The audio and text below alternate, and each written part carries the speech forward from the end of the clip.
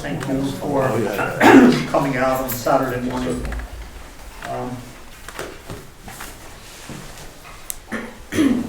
Thanks again to Don, who is here this time and able to hear us. Say again, thank you for all his hard work and generosity. Something to which we've grown accustomed, to which we really should not grow accustomed. Sadly, Anita Starosta is ill and unable this morning to travel up from Providence. So our program is somewhat diminished. But fortunately, our other speaker is here and knows that we will be happy to have him fill as much of the time as he can take. So it's my great pleasure to introduce Anthony Bogues, who I know has been a speaker here several times before. Tony is a long-standing member of the Boundary 2 Editorial Collective and teaches at Brown. I want to be sure I have this right now. He's just been honored with a new chair appointment at Brown. So I want to read it. He is now the Asa Mezer Professor of Humanities and Critical Theory. He is also director of the Center for the Study of Slavery and Justice. He's professor of Africana Studies and professor of African and African diasporic art. And a man with so many titles is too busy for his own good. Tony is a person who has written an enormously large number of books. I'm very pleased that he has done that. He's written, of course, famously on C.O.R. James, and his writings on James, in fact, were the first things of his that I knew. And his writing has included studies of a number of important figures and moments in Caribbean history. Some of you probably know this, but he was at one point assistant to Michael Manley, and so privileged, or not privileged, to sit in important meetings with important world leaders, some of whose names I think are synonyms for corruption. In more recent years, his writing has extended to include very considerable engagement with art and painting. His new book in this field, I think, is called From Revolution in the Tropics to the Imaginary Landscapes. And it's a very large and substantial book. His work in this field also stands in important relationship to mounting or curating exhibitions. Recently, if I have forgotten any, correct me, Miami, London, recently Paris, several at Brown, including one that's on at Brown right now that you should all run down to see. I could go on, but I won't. I'll tell you instead that today Tony Bogues is speaking under the title of Rereading Aimé Césaire's Return to My Native Land, and the subtitle of his talk is Poetry and the Politics of the Word. Please welcome Tony Bogues.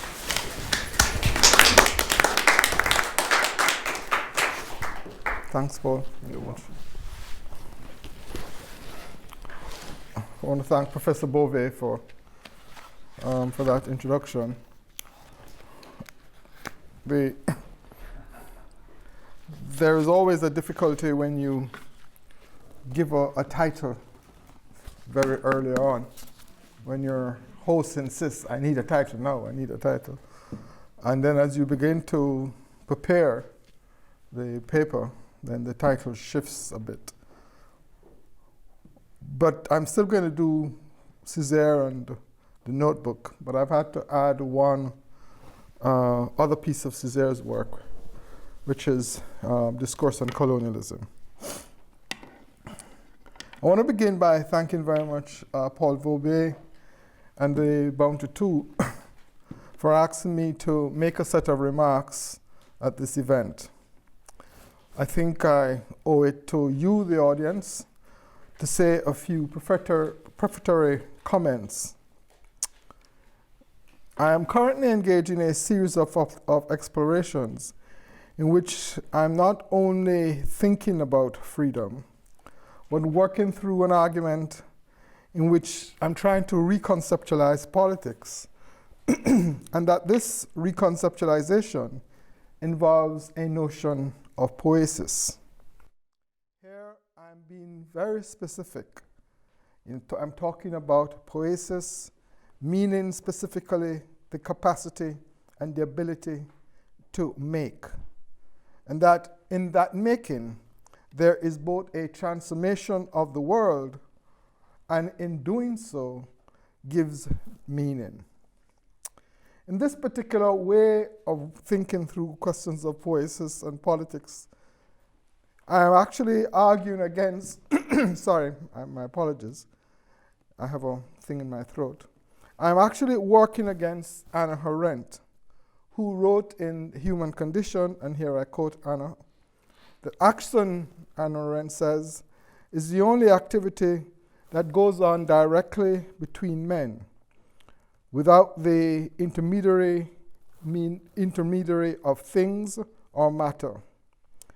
It exists," she argues, "because men live on earth and inhabit the world." My preoccupation is with this living on earth, but more perhaps with inhabiting the world, meaning that we dwell in the world. And it is that dwelling and the practices of that dwelling and its relationships that I want to talk a little bit about. And I'm talking about them using two pieces of Aimé Césaire, which are always seen as distinct and separate, not as having some kind of relationship to each other. The two pieces are Notebook of a Return to a Native Land, which he wrote in 1939, published in Paris, and then Discourse on Colonialism, 1955, published by Présence Africaine in Paris. But in using those two texts, I'm going to use a third piece of Césaire to make the connections between the two. And the third piece is a brief essay that he delivered in Haiti in 1944 called Poetry and Knowledge, published in a journal, Tropiques, by himself and his wife, Susan Césaire, in 1945. So that the terrain that we will briefly follow and circle around are questions of the word, human, and politics. But before I go to that, let me briefly again say something about Hannah Arendt. Arendt, in her book Human Condition, makes the point that there is a distinction between work and labor, she says. She says work creates the products which becomes a human artifact, and that these human artifacts, she says, bestows a sense of permanence upon us. I would want to push back a bit against Hannah Arendt and argue that it is not work, but actually poesis, the making of, that actually creates permanence, and that it creates permanence in the midst of our finitude. That it is that poesis which then works to develop or to deploy, both deploy and create the word, and that it is the word that then becomes central to the actual questions of meaning and permanence.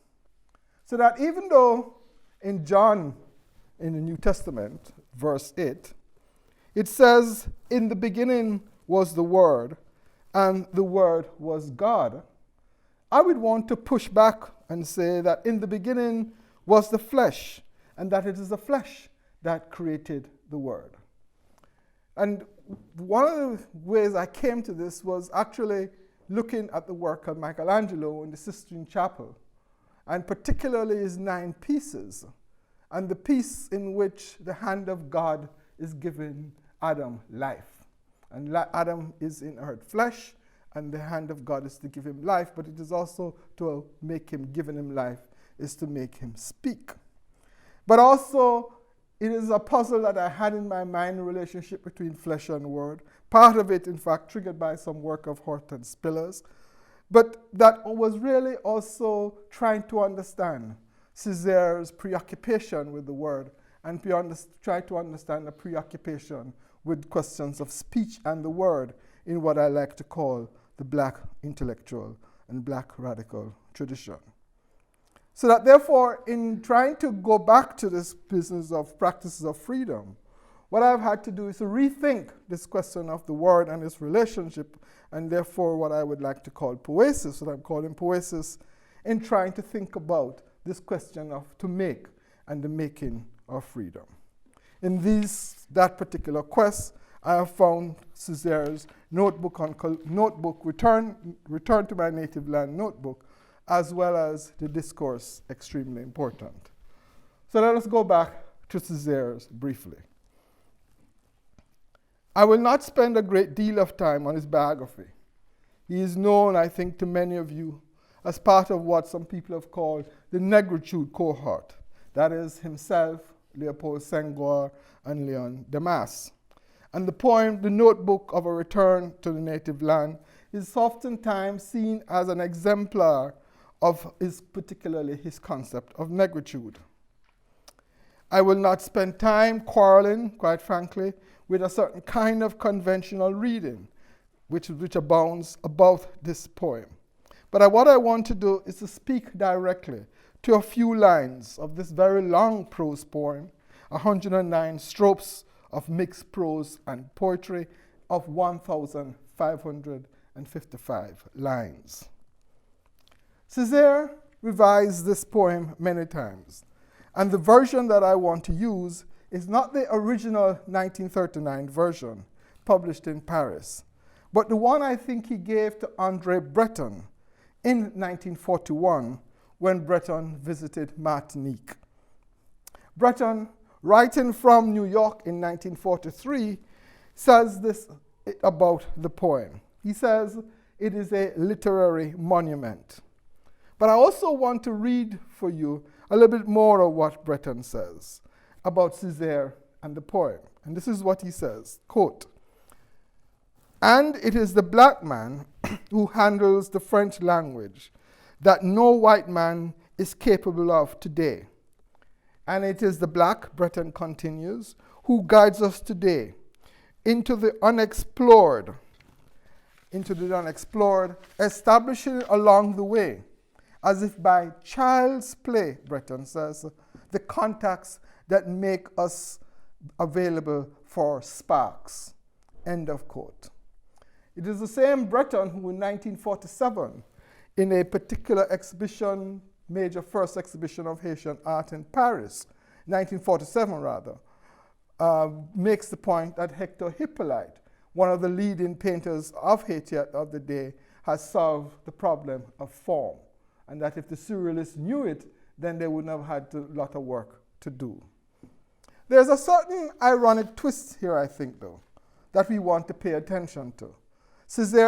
Breton's comment on Césaire's use of the French language in a way that no Frenchman is able to speak it. But we want to think about Césaire's use of French to condemn Europe, to construct another system of meaning working against French colonialism.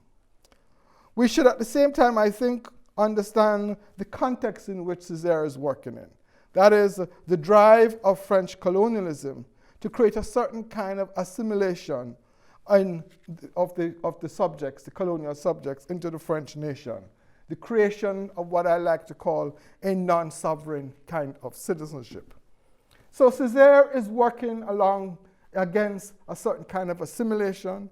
He's operating in a particular context in the 1930s of deep anthropological notions of racism. And he's attempting to actually create a notion of a certain different kind of identity in opposition to French assimilationist policy. He does this in a way in which he writes in French. And what one has to recall is Senghor, his friend, who he broke with later on which we can talk about, was a remark of his friend Leopold Senghor. When Senghor says, "In the service of the race," and here I'm quoting, "we would have to steal," Senghor says, the weapons of the conquerors." So stealing the weapons of the conquerors Césaire writes return to the native land. And then the version, as I said, I'm reading is the version that he gave, my feeling that he gave to Breton, not the original 39 version. This is part of the poem. He says, "My negritude," Césaire says, "is not a stone. Its deafness hurled against the clamor of the day. My negritude is not a lacoma of dead liquid over the earth's dead eye. My negritude is neither tower nor cathedral. It takes root in the red flesh of the soil. It takes root in the ardent flesh of the sky. It breaks through opaque protestations with its upright patience." Aye, he says, for those who have never invented anything, for those who have never explored anything, for those who have never conquered anything, but yield captivated to the essence of things, ignorant of surface, but captivated by the motion of all things, indifferent to conquering, but playing the game of the world. Truly, the elder sons of the world, porous to all the breathing of the world, fraternal locus for all the breathing of the world, drainless channel for all the water of the world, spark of the sacred fire of the world. I read that particular section because I think it is where Césaire for the first time writes essentially about my negritude. And that I would want to suggest that negritude there is actually a substitute for blackness. But that what he's also doing in the poem is that he is really trying to make the black person, the African at that stage, because he says at that stage, as he's an African poem, have history. And the African has history on certain grounds, and therefore negating Hegel and others. But very importantly, that the African history has history which is different and distinct from the European history. So what he has done is that he has turned the business of conquering and of achievements, colonial achievement, on its head and said, the Africans have never done any of this. So great for us, and that means that we are somebody with a group of human people with a special history. But I also would want to suggest to you that the poem also produces a critique of Europe. And this is what I think is distinctive. Not so much as the lines of vindication or the theme of the vindication within the poem, but the critique of Europe. And it is this critique of Europe which I think is absolutely critical to Césaire. And I would also want to suggest to you parenthetically, and there's a lot being written these days about Frantz Fanon, that one does not understand Frantz Fanon without not understanding this particular poem. And it is not that Césaire actually taught Fanon as a student in high school. I have had many teachers in high school, but I can't say that any of them have profound influence me in any serious ways. Some did, some didn't, more or less, particularly if you went to a Jesuit high school like I did. But the important thing, I think, is if you read Black Skin, White Mask, the point I'm making, and the way in which the dramaturgy of that text as a prose poetic forms, remember the conclusion and the beginning, then you will be able to, then you will see the actual relationship, the textual and literary relationship, and I would argue philosophical relationship in the end between Fanon and Aimé Césaire. So therefore what I want to suggest to you is that over time this particular critique of Europe of Césaire becomes critical. Césaire's work of critique is really at a multi-level. It is a critique of civilization of the West, which he would proclaim in his letter to the French of resignation to the French Communist Party in 1956, that one of the things he was against, and one of the reasons why he had to leave the party, and he had to leave it also because of Hungary, and he made that very clear, that he was leaving because of the Soviet intervention in Hungary. But that there was a way, he says, in which the colonial and the problem of the black, he says, was not the same problem of the French capitalism and the French worker. And that he argued very clearly in that letter of resignation for a certain kind of particularism of universalism. And what he was doing was to say that there is no one universal, but that there is a pluralities of particulars and of the concrete, historically concrete, that we may want to think about. And that, that a relationship, not a combination in a kind of in terms of arithmetic, but probably geometric relationship, but that there is a relationship between these particularisms that he says would constitute the actual universal. But we're not here to talk about that, but rather to talk about the word and the figure of the human that emerges in Césaire. And so I want to turn to the word, and in turning to the word, I want to turn to this 1944 speech that he delivers in Haiti. I would also want to suggest to you something that is not done a lot in Césaire's scholarship on Césaire, is that his trip to Haiti in 1944 for 7 months was absolutely profound to him. And it was profound on these levels. One, anecdotally, they said he gave up stammering.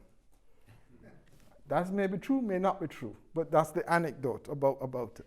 But secondly, is that he produces from that trip a remarkable book on Toussaint Louverture and the Haitian Revolution.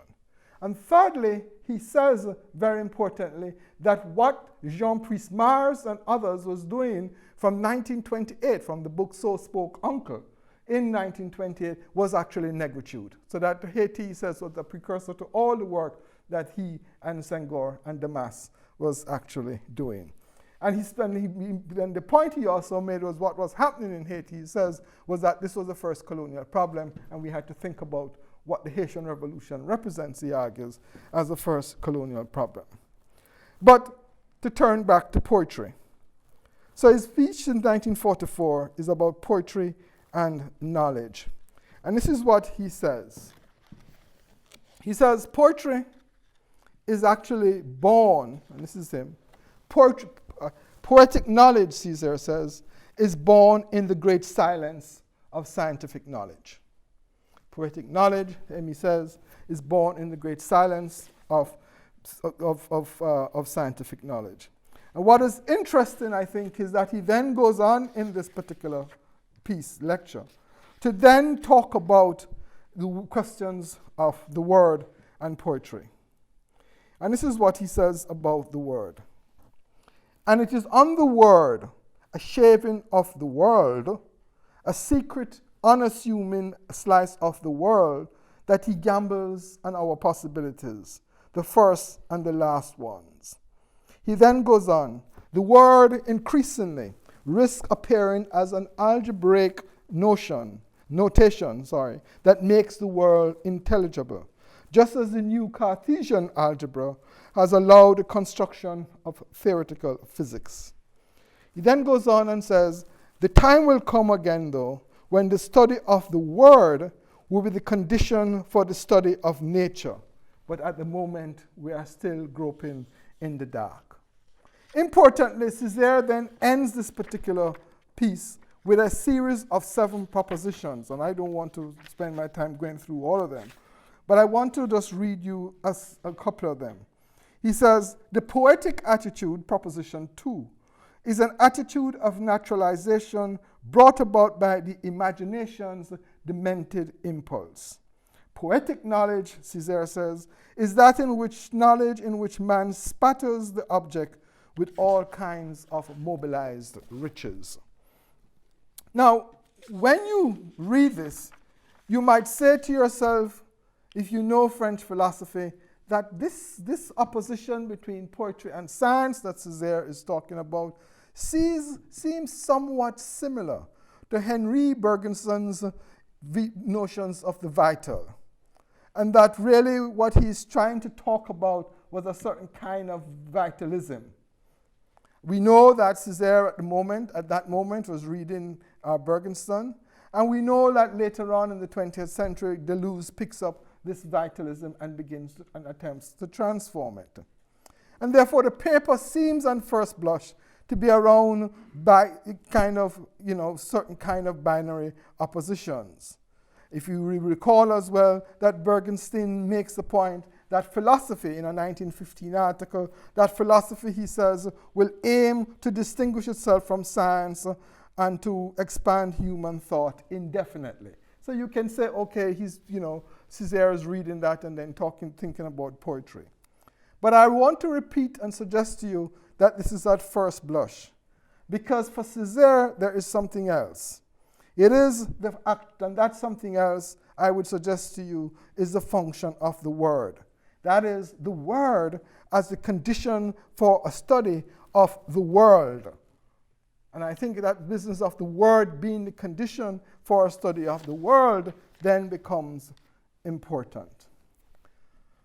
Now we come to perhaps one of the most difficult part of this brief remarks. Perhaps it may not be, because I have a series of connections that I would like to make, which may not seem immediately, I think, on the surface to be connected. If we begin with Césaire, understanding that the word is foundational, let me use that word that post-structuralists do not like, but if we agree that the word is foundational, then the question that is posed to us is, what happens when a human figure is invented through the word? What happens when a human figure is called into being by the word?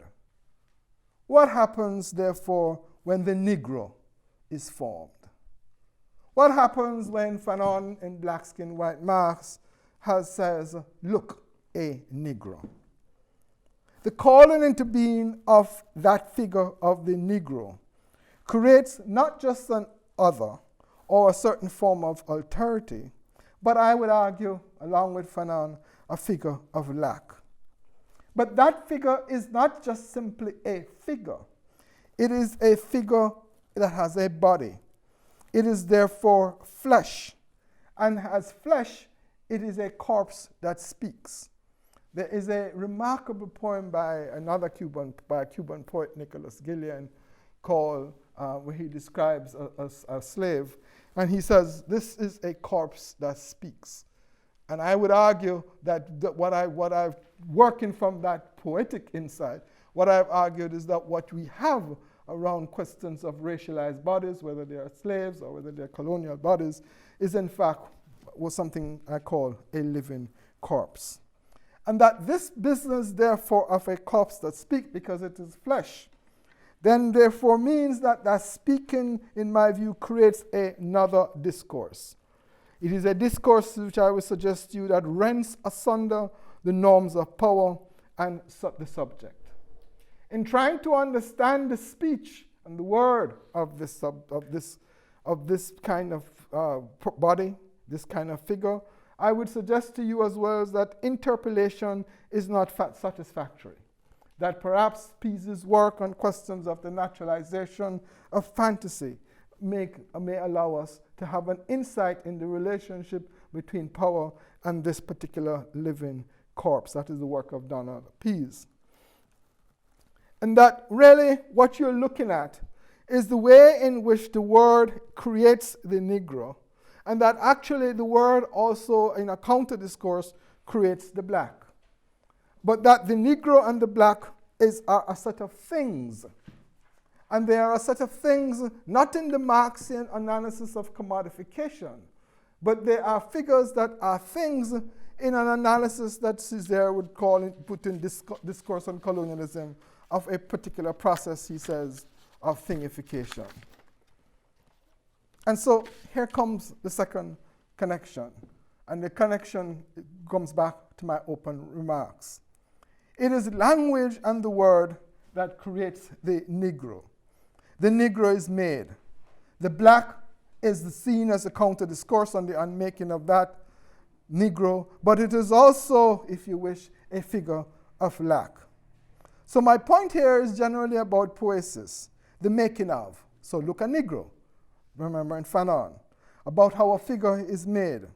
And so that the other issue that therefore that really appears is how do we then permanently unmake these figures that are then not reinscribed in questions of lack and questions of insufficiency.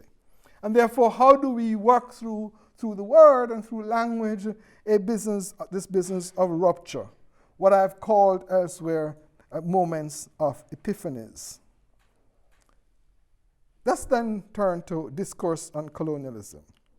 Again, I will not spend time on Césaire's critique of colonialism, or spend a great deal of time about his argument, which when I use the book in classes and give people to read, they are absolutely shocked, where he says, and here I quote him, that at the end of formal humanism and philosophic renunciation, there is Hitler.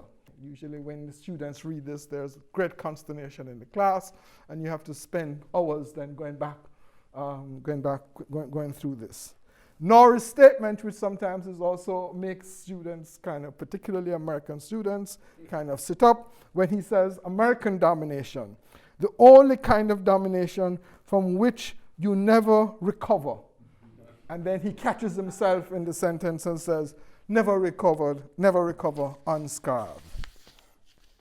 What I think one of the things I think that Césaire is doing is that he makes clear in this particular text that one of the values, he says, created by the bourgeoisie in the former times and launched, he says, throughout the world was man. And we have now seen, he says, what has become of that. And I just want to go back a bit, just to Fanon parenthetically, that one again doesn't begin to understand what Fanon is doing if one doesn't go back to and his preoccupation with man, if one doesn't see the relationship between him and Césaire in particular thinking. He then wants to make the point, he says, and this is what he says, pseudo-humanism, he says, has far too long, has diminished the rights of man.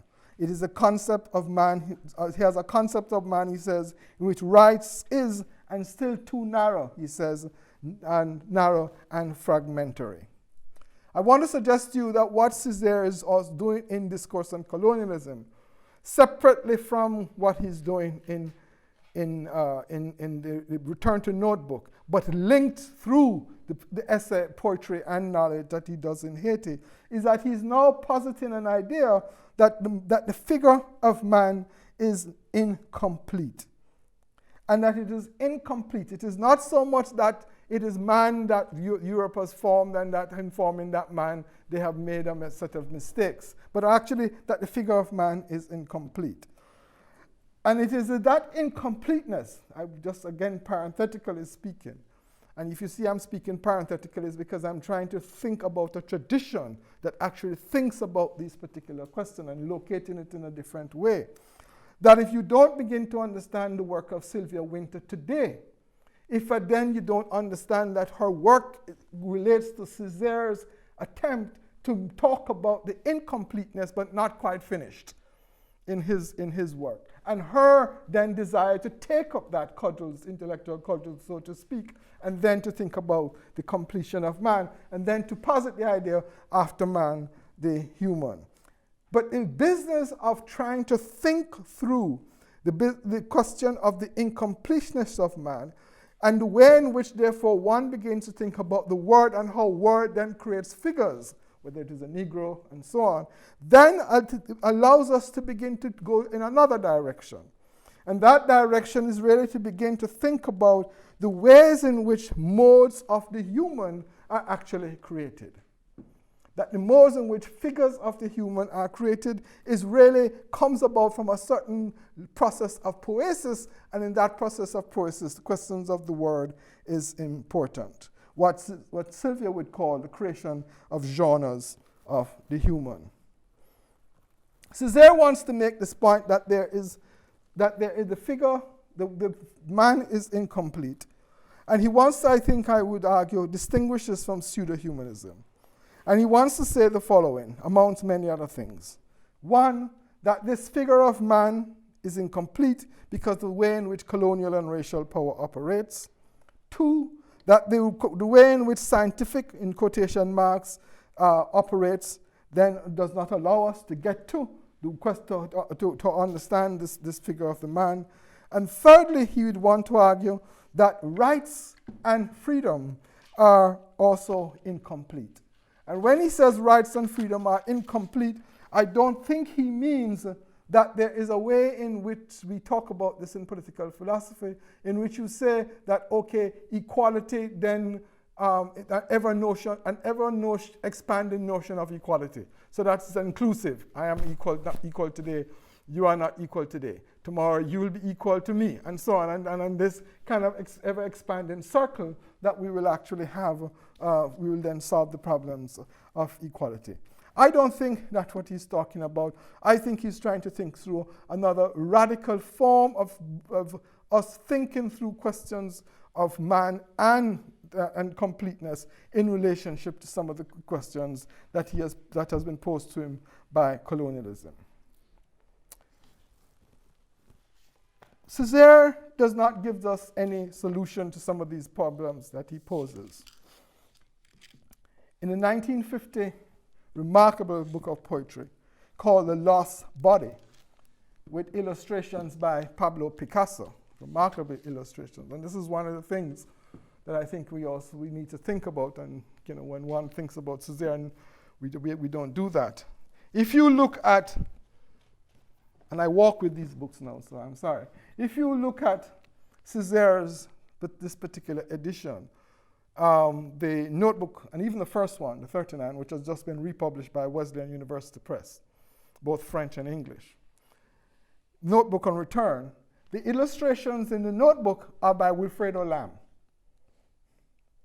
And if I could just pause, and if you allow me to, because Lamb is one of the most critical figures, not just of 20th century art, but I would want to argue of 20th century thought.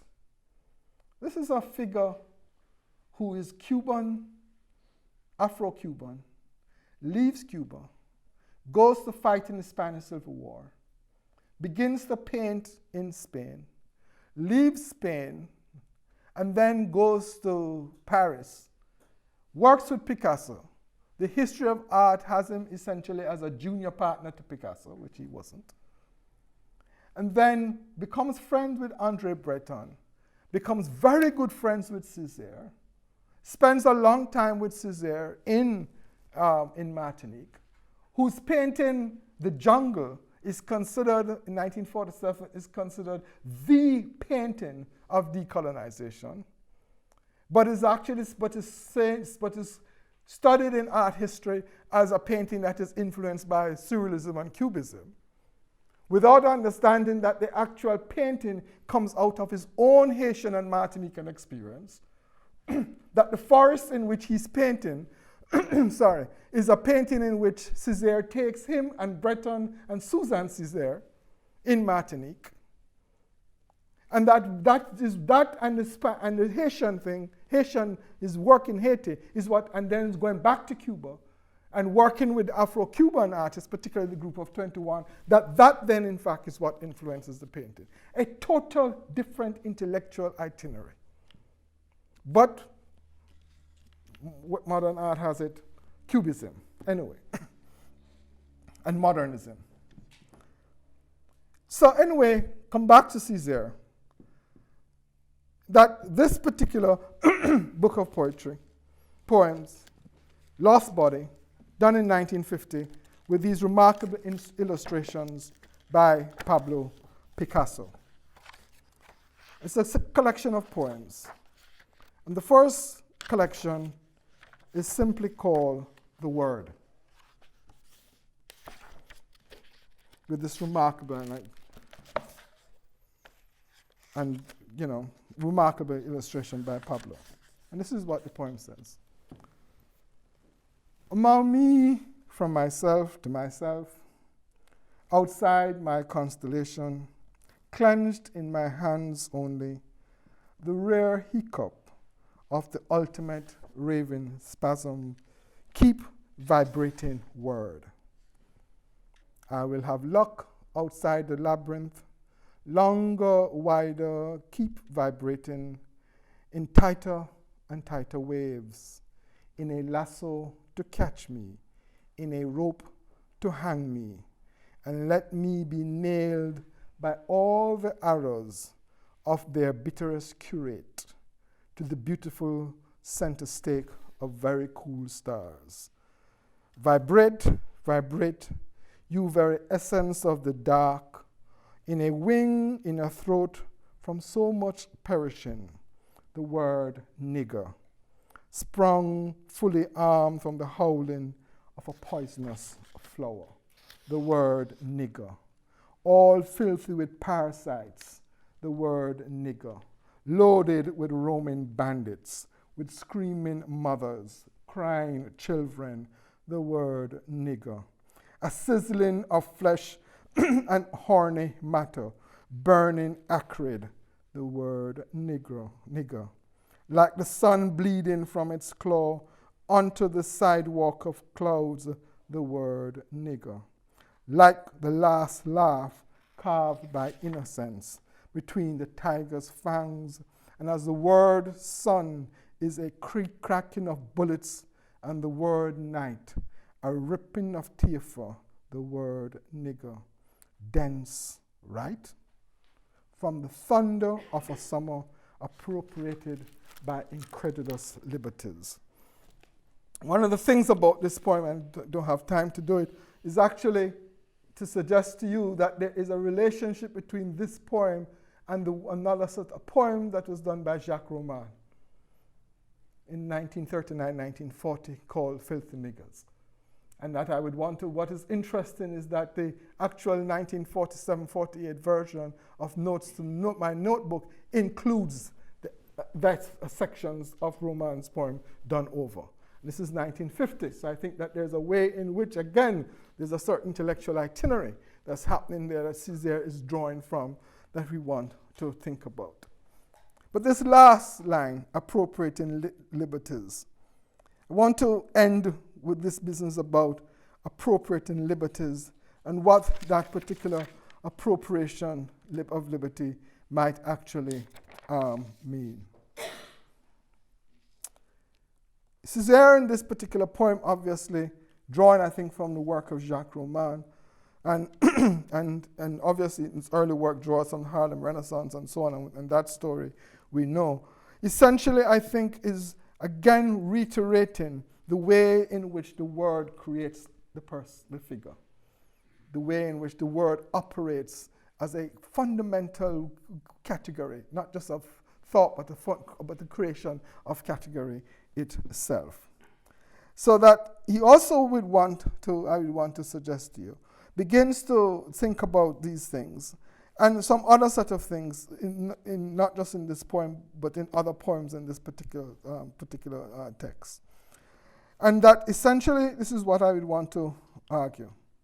One, that he is essentially trying to think about the word and its relationship to modes of consciousness, and that he's attaching that in the long run to questions of citizenship and the questions of the human. Secondly, that in that thinking of the word, questions of the word, he's thinking through what some people will call questions of culture. But also, I would also argue that in thinking through this business of the word, is thinking of the figure of man not as means nor ends, but rather the figure of man as always embarking. And Fanon, I think, would take this up again in Black Skin, White Mask when he talks about the end, talks about bringing invention into existence. The centrality of the word, therefore, to quote Sylvia Wynter, is that the idea, Sylvia says, rifting or thinking through Césaire, she says, is to think about the word as a study of mythos and as a condition for the study of the bias, science, she says. And if this is so, and I agree with Sylvia on this, then the question we are back to at the beginning is of poesis. So let me try and tie all of this together. One, I'm proposing that the questions of poesis and the word creates the dwelling within the world. Remember what I said at the beginning, making a distinction between inhabiting, not making a distinction, developing the idea of inhabitation, of inhabiting somewhere to dwelling somewhere, and asking us to think about dwelling and what does that mean. And secondly, that in the space of dwelling, the figure of the human is never fixed, but is also constantly being created. And I think this is really very important for the present political moment, because those of you who have heard me speak and have read some of what I've written, one of the things I keep on insisting is that one of the aims of neoliberalism, not as an economic project, but as a political and philosophical project, is to actually bring an end to the possibility of human beings being able to endlessly create and recreate themselves. And that what they want to do is actually create the grounds for that creation as market fundamentalism, and that's the end of it. So in other words, it's not just a political project, it's a certain kind of philosophical, foundational philosophical project about reshaping the world, and in my view, creating a certain end, in quotation, a certain end of history.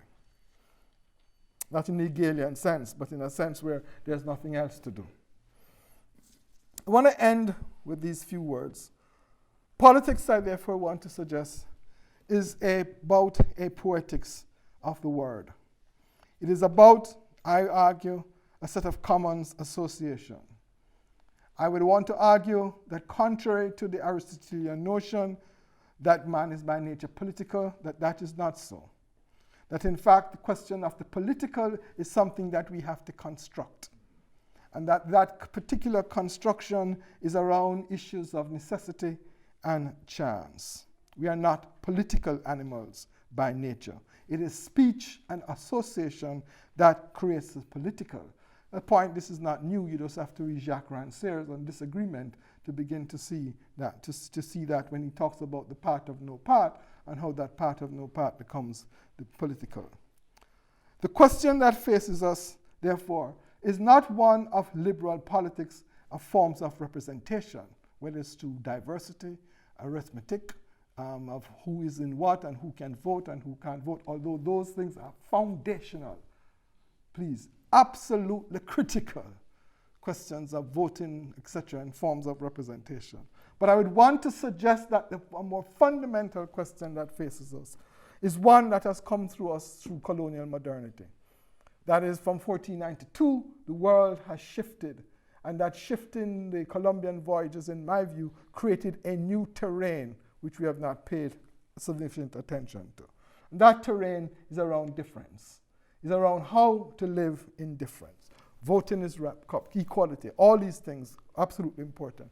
But how you construct common associations, common communities of associations, in which questions of difference are not seen as alterity, but are seen as part of life itself, and the joy and plurality of life itself. That to me becomes the really critical question. And that to me is a question of thinking about a certain kind of poetics. In the end, therefore, I would say that the critical to any kind of politics of the period is obviously the creation of a certain language and a certain way to think about this business of difference.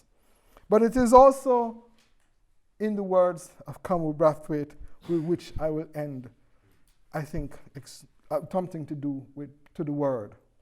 And this is what he says in the poem Negus, in the volume Arrivance. I must be given words to refashion futures like a healer's hand. Thanks very much.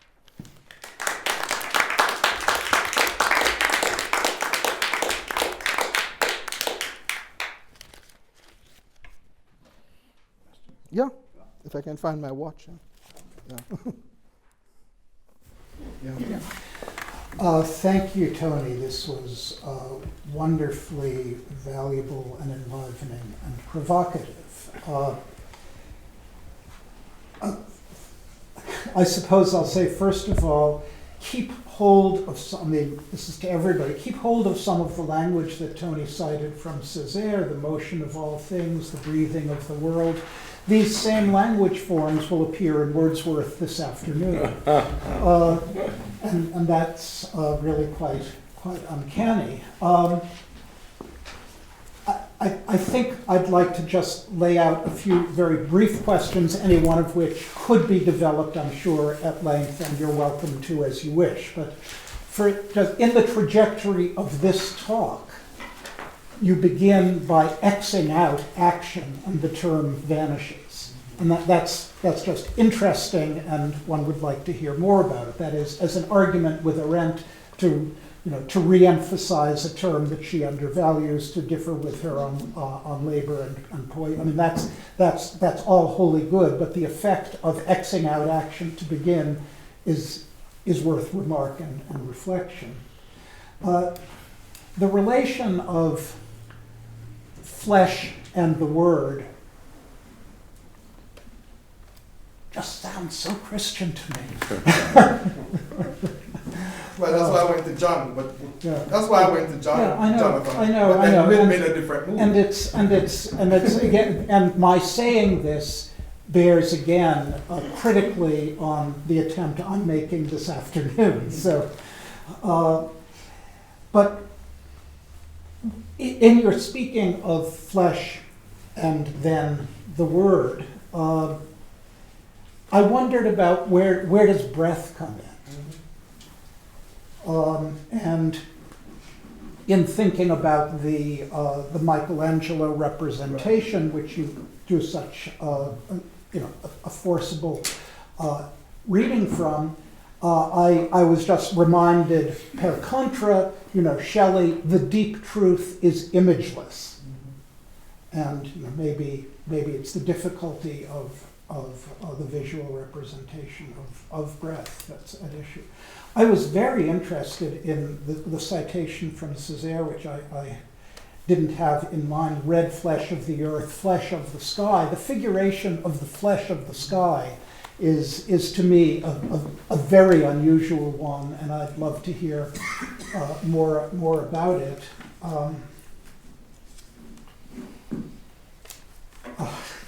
With regard to Guillen's corpse that speaks, has anybody put you in conversation with Poe's piece on Monsieur Valdemar, the man who is perhaps quoted as saying, "I am dead"?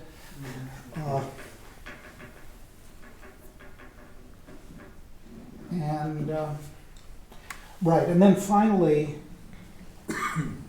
the word in the poem, the word, as you were discussing it, Negro seems such a dubious translation.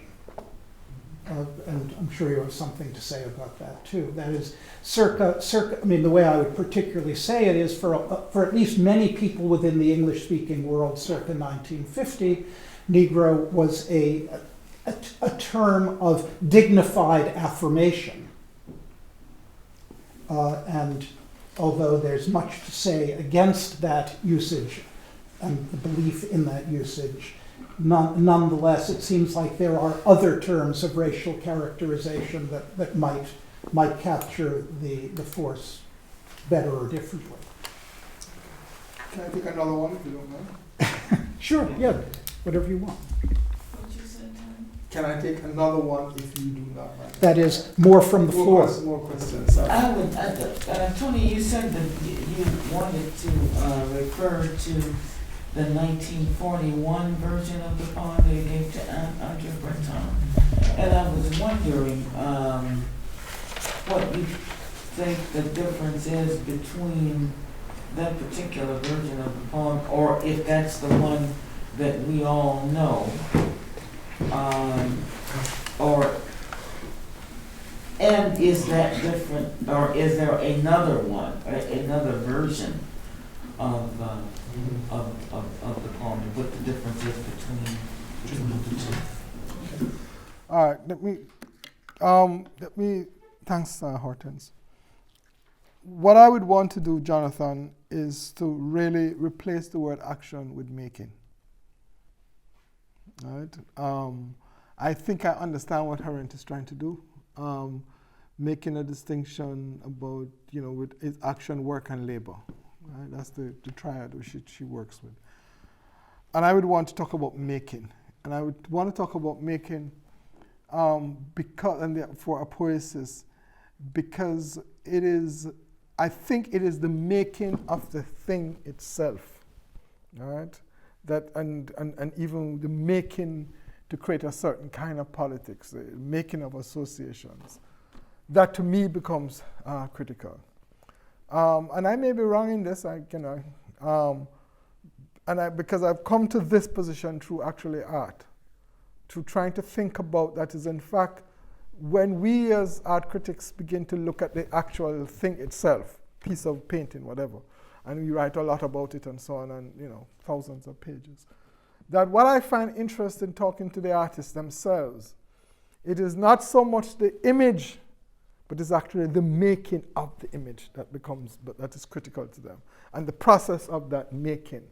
And therefore, if you look at the book I've just done with on art, from Revolution in Tropics to Imagine Landscapes, I spend time thinking about that process of making color, composition, and so on. Even though one pays attention to lines and so on, even though one pays attention to the image itself and try to talk about the image. So for me, the question of making really becomes critical. And I want to make a distinction, and perhaps we'll develop it a bit more. Obviously, we'll develop it a bit more from that to or from action. There's not because the action that she's talking about, there's not a creativity to it. And I would want to argue that there's a certain creativity all the time to questions of making. The business of the flesh, if you read John 8 and then go to John 9, it is the Word was made flesh and then the Word was God, right? What I want to, in the New Testament, what I want to do is to shift that a bit and say, yes, there is a question of flesh. And I'm actually led to that by Césare's essay, 1944 essay, Poetry on the World, because it begins, the essay has in the middle of the essay he has, in the beginning was the Word. And I, who was a Catholic and New Testament person, said, oh, what's that doing there? So let me go back to John and see, because obviously it is I'm trying to understand that. And so that there is a way in which, for me, flesh becomes important. The Michelangelo thing is breath, right? This is what a lot of the interpretations of the Sistine Chapel, the hand of God, and the touching of Adam, who's reposed in flesh and so on, is about giving breath. And I want to just trouble that a bit because we don't have time, but if you go to look at the 9 of them, right? And if you look at them together, Christian, right? But I don't want to think Michelangelo just as a Christian because he's painting the Sistine Chapel and so on. I think he's thinking through a set of things. And he's doing it from a certain kind of framework. Obviously. But I would want to suggest that it is not just breath, right? And that breath becomes important, and then breath obviously becomes life. So there's a kind of lifeless human form itself. And then he gives breath. But that's actually what he has to give is speech. What he has to give is speech, because it is only then that he can say to him, right? Not through life, not through breath. It is only at that point that God can say to Adam, do not eat of the fruit. Right? Without the question of speech and without Adam being able to respond in some way through speech, then he can't, then the fall cannot happen. Right? The fall only happens because a certain commandment is given, or a certain command, if you want to put it that way, that there's a way in which you can, I don't want to get into this, reread the way in which Eve is actually then, on the third frisco, is actually given, stands away from Adam and what that means, right? And her thing with God, which in my view is actually a quarrel with speech with God. Why did you make me of a rib? Right? That's my reading of that. If you look at her face and look at God and look at angels that surround and so on. So I would just want to suggest that there is a way in which breath is important, but that is central to this is the question of the word and speech. That breath, let me put it that way. Breath makes the lifeless form animate. Right? What gives animation to the form is speech. right? And therefore, it is to me, this question of the word then becomes absolutely, just absolutely critical. And I thought about who this is there, but the reason why Angelo comes there is that when you give talks. I mean, I was in Italy about sometime, I think it was, we're now in May. In April, that's where I spent my midterm, spring break, giving a set of speeches, and was just, so I'm still trying to absorb, right, those things, right, Italy, courtesy of Donatelli, but also that when you see these things at the back of your head is a whole host of other things that you're thinking through, and so that these things therefore have a certain kind of meaning. I want to not talk about flesh in the sky because you and I could talk a lot about this, right? As to what I think is happening here. But I want to jump to this Negro thing because if there is a way in which people say that this is a dignified affirmation of self, and actually that's not quite true, right? And I think that one of the things that Césaire is doing in the poem Lost Body is deliberately troubling that. It's one of the things that Jacques Roman does in his poem as well, right? Because the Negro is not just the Negro is constructed as a certain figure that has lack, etc., and so on. I mean, what is interesting, to Jacques' poem is really very interesting, and he says, and there are Ahina men, Césaire adds to his poem, the 1947 one, he says, and there are Ahina men and Panther men. I would like a Jew man, a Kafir man, a Hindu man from Calcutta, a Harlem man who doesn't vote. Where is it? For we have just chosen our day, a day of dirty niggers, of dirty Hindus, of dirty Jews, right? So that there's a way in which, therefore, he stops using that word as a word because the actual Negro is a quote-unquote nigger because it's the lack. And it's not just a question of poetic force, I think. It is also trying to think about the actual what the word constructs. So I don't think the Negro is a dignified. I'm willing to listen and, but I don't have evidence of that, but then I don't know everything, and so there may be another archive around that, that tells me to look differently. The version that we know in 1941, Hortense, yes, that's the version we know. The difference is this, that the 1939 version does not begin with that prolonged prose. And I'm sorry I didn't carry it because I actually have it in my room, right? But the 1939 version does not begin with the long prose. It begins, and it doesn't begin with the thing of darkness and light and so on at the very beginning. It actually begins differently, and the tone of the opening is actually not as strident, if you wish, not as it is more gradual. You begin to get, as you read it, you get a sense of a certain tempo that he builds. While in the 41 version, it's there from the beginning, and in the 47, it is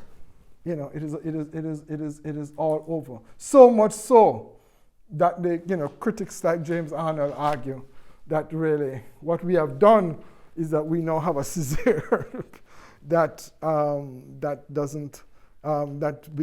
takes away the 41 and 47 versions that we read, means that we misunderstand Césaire because this is what he really wrote in 39, which doesn't have a lot of politics to it. James recently argued. I would want to disagree, but I would also want to suggest that there's a way in which if somebody keeps on revising a poem, then the poem is a long meditation for him, right? Of things that he's trying to come to grips with. And that therefore every single iteration of it is itself an important iteration and version of the actual poem itself. So therefore you can't say that therefore we misunderstand it because we don't understand we miss the 39 Mr. 39, Paul. Please.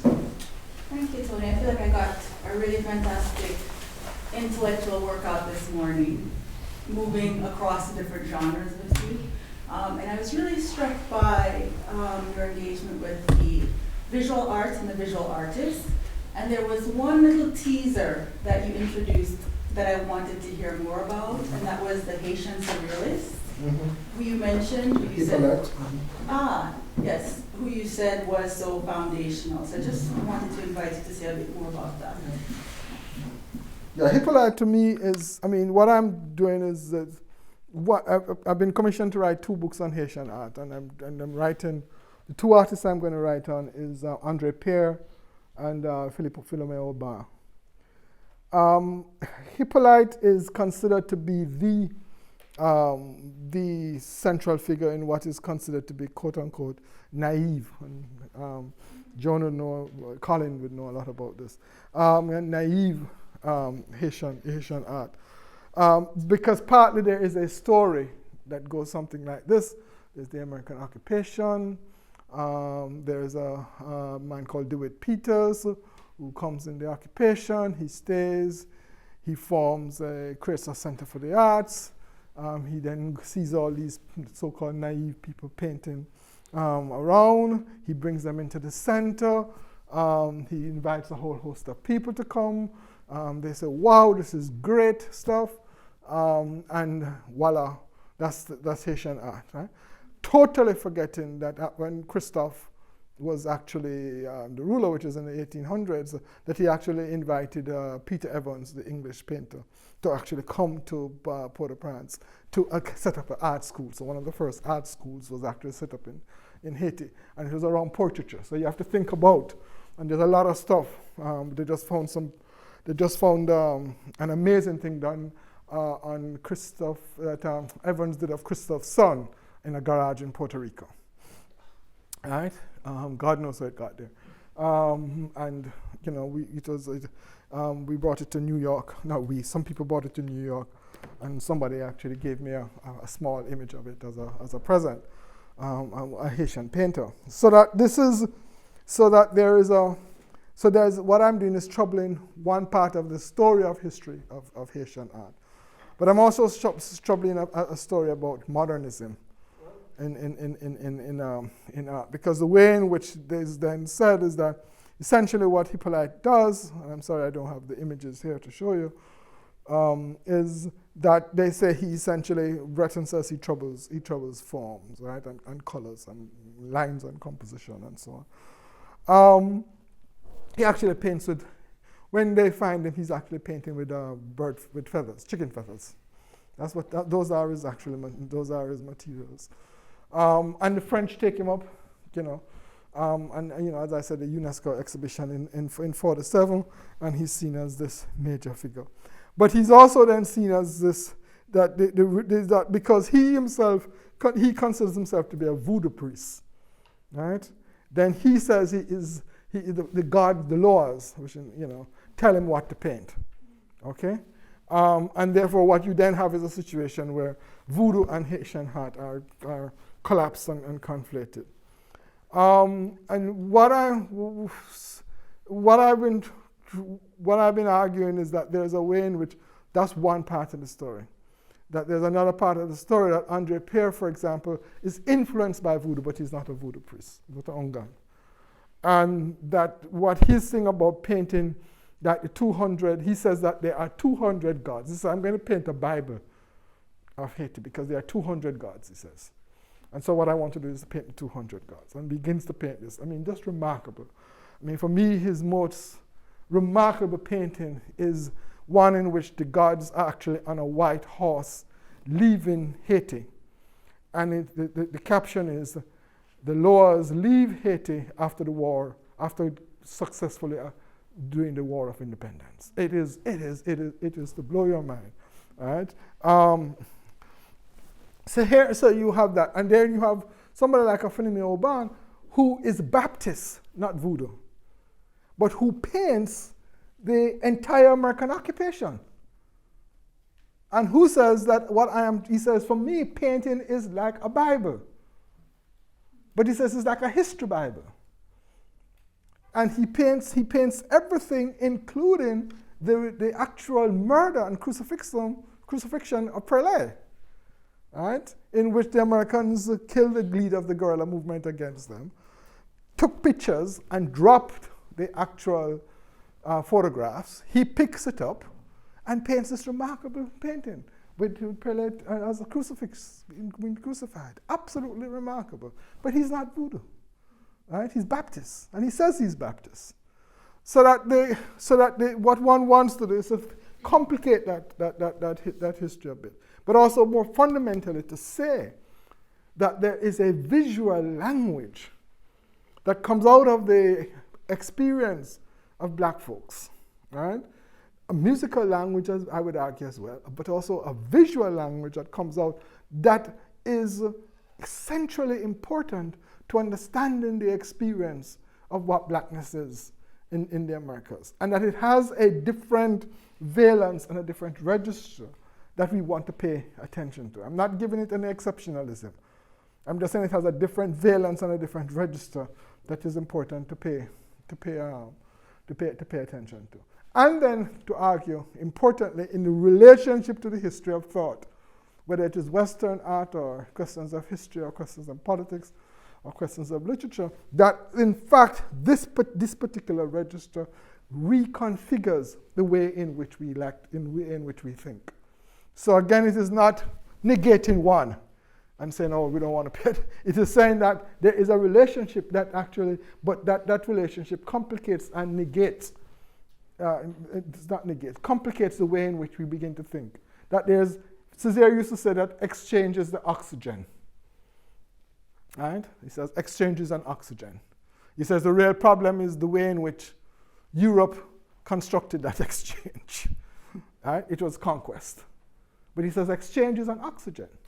So what my argument is that there is a relationship, but what is distinctive, and this is why poesis becomes important again, what is made out of that is really something that I think as scholars and intellectuals one wants to pay attention to. And what happens is that I found art as a way in which, because art, I was trying to answer a question about Haiti, and try as I might, I felt I couldn't answer it. Just couldn't do it. Colin's book was extremely important in that journey, right? But Diane's book about the history of gods. But even, I still, when I read it, and I've read and reread it, the questions, there was still some things haunted. And that thing could only really work when I began to study and spend time looking at the visual, right? And that visual, then I think, the question that you have is that, you integrate that now into constructing a set of different genealogies of thinking. Does that help you? It does, but I'm curious now too, because you're talking about, well, no, it's an easy question actually. You're talking about complicating modernism, right? Yeah. And particularly through Haiti. But given that you're doing something similar with Lam, I wondered if this project that you were perhaps alluding to is focused on Haiti, or does it? It includes different figures. Lam to me, I spent a lot of time on Haitian because, it's both a love and a passion, quite frankly. But the Lam thing is really critical. Yeah. He really is a figure that we need to pay attention to, because it influences on his work from Spain when he was a guerrilla against Franco, but also his influence on his relationship to Picasso and his relationship to Surrealism and Andre Breton. But then how all of that is transformed. I mean, if you look at his paintings, I don't have the book here, but it's in my room. There's a book with an interview in French between him and Césaire in which they think through their relationship in Paris, right? And how it is that what they were drawing from, and how they influenced each other, right? And I find that extremely important, because that's always neglected. So in other words, what is the project? The project is to think about a genealogy, to look at a different archive than what we are accustomed to, and to think about a possible set of genealogies that may emerge. I'm not doing intellectual history, that may emerge from from that archive around a set of questions. And in doing that, you problematize things and you complicate things. So modernism becomes very complicated, which I don't want to get into, about the circuit of French markets and the way in which, and so on and so forth. That's another talk, right?